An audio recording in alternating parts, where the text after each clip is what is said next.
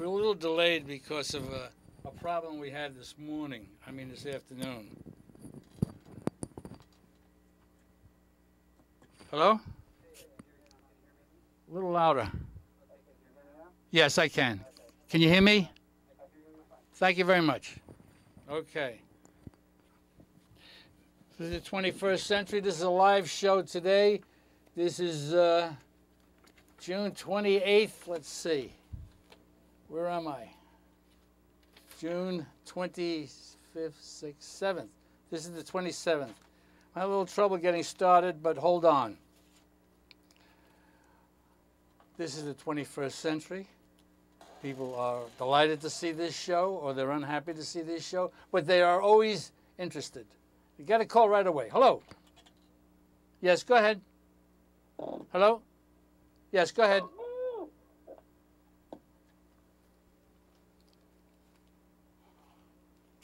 I want to talk to you about the automobile industry. I know I've talked to you about the oil. I've talked to you about many things. This is the 28th of June. This is Friday. I don't have the address on. This is a new email address that I have at Yahoo. I am going on YouTube as of today, so you can see my show.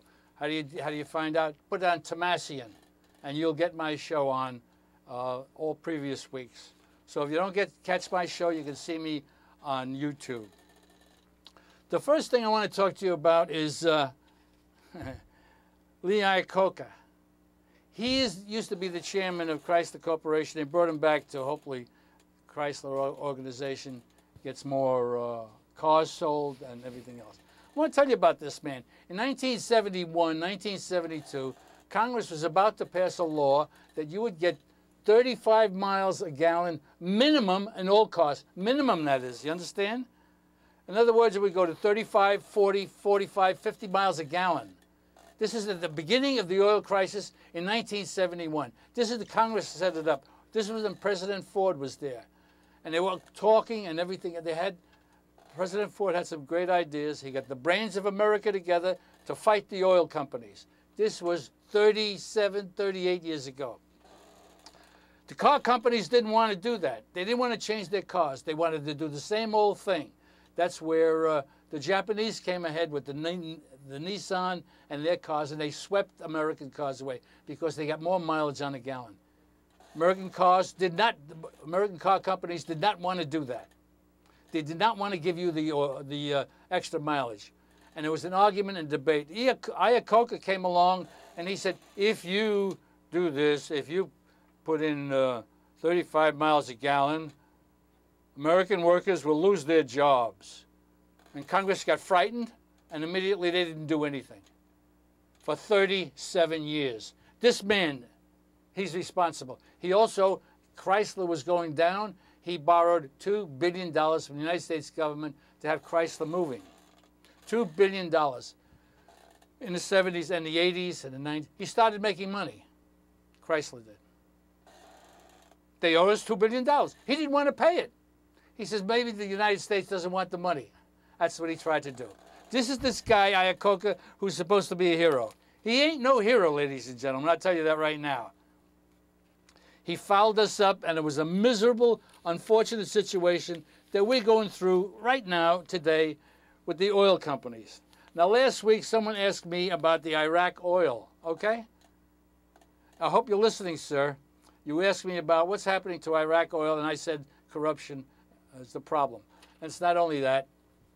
The oil companies are bidding to reinstate themselves with the Iraq oil companies and the Iraq government. They have as much as 2.5 million barrels a day, and they're going to go up to 3 million barrels a day. It's in the underground. It's not coming out. Why aren't we getting any oil? Because of corruption in Iraq. Also, the Democrats in the Senate seek to block the deals for Iraq oil. This is the Democrats. This is Chuck Schumer is holding up the deal. He doesn't want the oil companies to negotiate with Iraq so that we get 3 million barrels a day. In other words, the price of gas in the tanks would go down. But this is Chuck Schumer and the Democratic Party. Oil speculation draws scrutiny. You know what's wrong with this country? That's why I'm running for the United States presidency, and I want you to vote for me. Watch me on YouTube and vote for me. This is an election that you have a write-in. Most people don't know what a write-in is. You go into the booth. You ask for help for one of the helpers in the booth when you go in there to vote. Okay? And you go and vote in the booth. You do not write a piece of paper outside like many people think. It is a democratic crookedness that's going on that do not allow people to understand that when you have a write-in vote, you go right into the voting booth and you do the writing. They press a button, paper and a pencil comes out, and you can do it on pencil and paper. Right in the booth, quietly with no one around. I have here a picture of the oil executives swearing in, of course. We in America blame America for this oil crisis. We in America, the Congress of the United States of America, blame ourselves. That's all we're doing in this country. That's all we're doing. We're fighting each other. We're fighting Americans against Americans. Black against white, white against black, against Jewish people, against Italians. It is prejudice and bigotry, and that's what we're doing. And that's where the oil crisis comes in, because we're not figuring things out, and we can do that.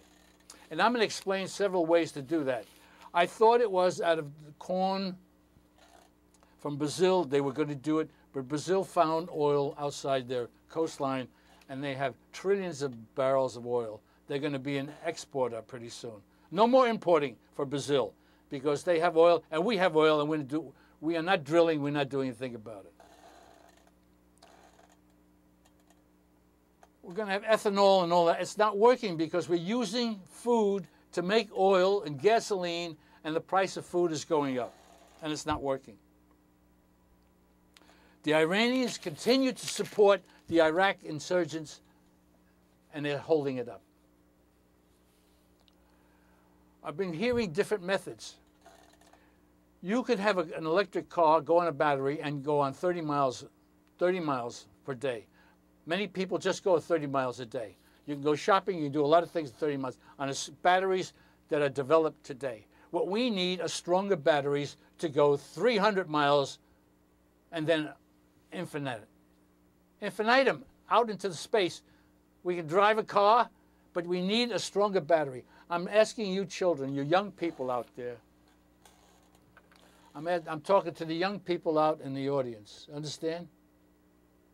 I want you to invent a new, stronger battery. That's one of the methods that we can use to fight the oil companies.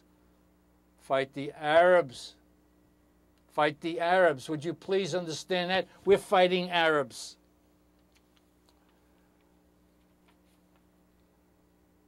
Oil woes fail to stir leadership. The leadership is not moving.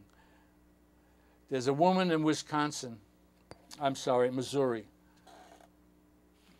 I threw the paper away, unfortunately. She is a United States Senator from Missouri. You know what she said? People that elect us they're expecting us to do something. Yes, miss. Yes, United States Senators. Yes, Congressmen. Yes, Governor, Mayor, Council people, State Senators. We expect you to help us. That's what we're doing here. We expect you to help. That's what we voted you for. We voted you in office for that. Hello, go ahead. Yeah, hello? Yes, go ahead. Hello? Yes. Hello? Go ahead. Hello? We got a lot of Arabs calling now. Keep remembering that. They have the number. They know what's going on. I don't have the number up now because I want to talk to you. Because there's a lot of characters, just like the Democrats are doing this right now. And the Republicans, remember, you always say to me, oh, you're against the Democrats and Obama. That's nonsense. I'm against McCain because the Republicans have American OPEC. That's what's going on. Hello. I'm an Arabic.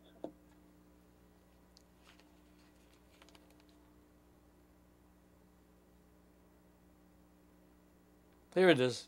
Listen to this. This is Senator Claire McCaskill of Missouri. The United States Senator is under the presidency and power. Don't you ever forget that.